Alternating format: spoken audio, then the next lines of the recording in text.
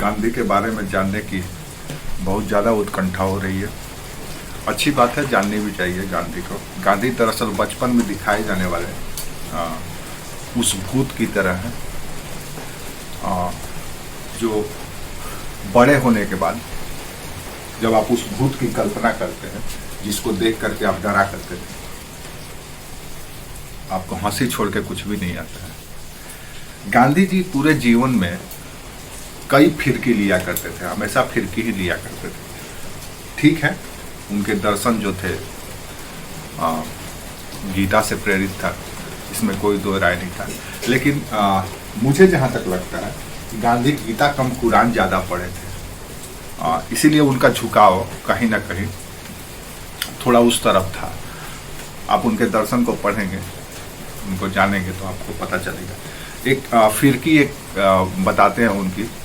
आपको पता है कि मोपला विद्रोह केरल में हुआ था। मोपला किसानों ने नंबूदरी, वहाँ के जो ब्राह्मण जमींदार था, उनके खिलाफ उन्होंने विद्रोह किया था और हजारों की संख्या में वहाँ के नंबूदरी जमींदार और हिंदू परिवार मारे गए थे। नृशंस हत्या हुई थी। गांधी जब अपनी आत्मकथा लिखते हैं 1927-28 में, तो उसमें वो उल्लेख करते हैं, वो जिक्र करना नहीं भूलते हैं। वो कहते हैं कि दरअसल मोपला भगवान को मानने वाले वो बहादुर लोग हैं और वो उस धर्म के लिए लड़ रहे हैं और उसी तरीके से लड़ रहे हैं जिसे वो धर्म समझते हैं।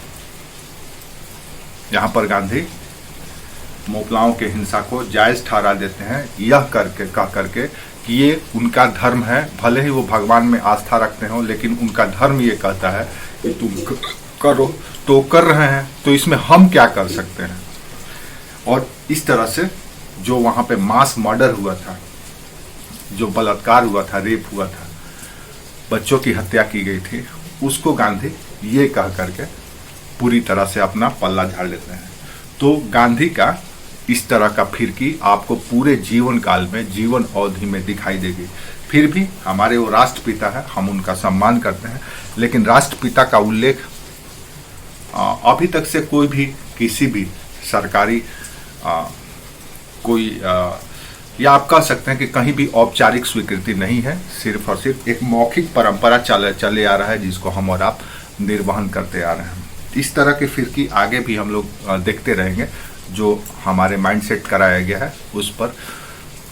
इससे आपको एक समझ विकसित होगा कि कैसे देश में एक तरह का